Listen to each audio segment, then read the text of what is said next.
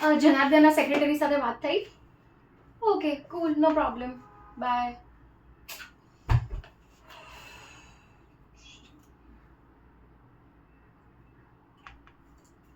એ બધી વાત સાચી છે એનો મતલબ એવો નથી કે આવશે જ. Even if you get lucky to get a call back from him. Look, જનાર્દનના શો પર લાવવા માટે મેં કોઈ લક પર ભરોસો નથી કર્યો. મેં પ્રોપર પ્લાનિંગ અને રિસર્ચ કર્યું છે. અને જનાર્દનનો આ શો પર આવવું એ આપણા શો માટે બેસ્ટ સ્ટ્રેટેજી હોઈ શકે છે. I bet my life on that, do you understand? અને હવે તો હું શ્યોર છું કે જનાર્દનના શો પર લાવવો ને એ મારા માટે કોઈ પ્રોજેક્ટ નથી, મારી જીત છે. ફાઇનલ થઈ ગયો. અચ્છા ભાઈ, હવે ક્યારે આવે છે સ્પેશિયલ? સર, હજુ મીટિંગ ફિક્સ નથી થઈ, but he'll come. I strongly believe he'll come. Amin, what you think?